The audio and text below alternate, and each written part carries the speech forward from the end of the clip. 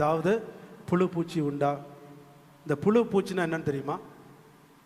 புழு பூச்சி என்னன்னு தெரியுமா?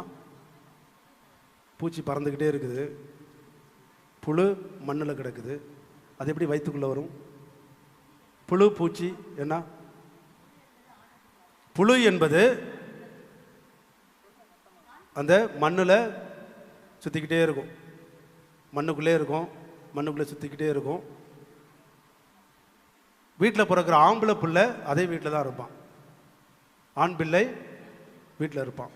பூச்சி என்பது பறந்துக்கிட்டே இருக்கும், இங்கே இருக்கும், அங்கே இருக்கும், வெளியே இருக்கும், ரூமில் இருக்கும், எல்லா இடத்துலையும் இருக்கும். பூச்சி பறந்துக்கிட்டே இருக்கும். இப்போ பெண் பிள்ளை பிறந்த வீட்டை விட்டு பறந்து போகக்கூடியது.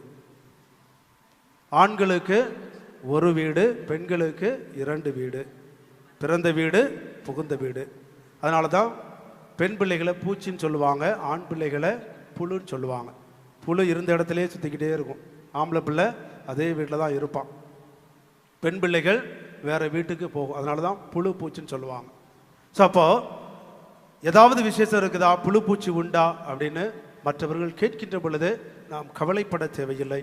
ஆனால் கடவுளுக்கு தெரியும் எப்பொழுது குழந்தையை தர வேண்டும் என்று. விவிலியத்திலே பார்க்கின்றோம், 20 ஆண்டுகள் கழித்து குழந்தை பிறந்தது ஈசாக்கிற்கு.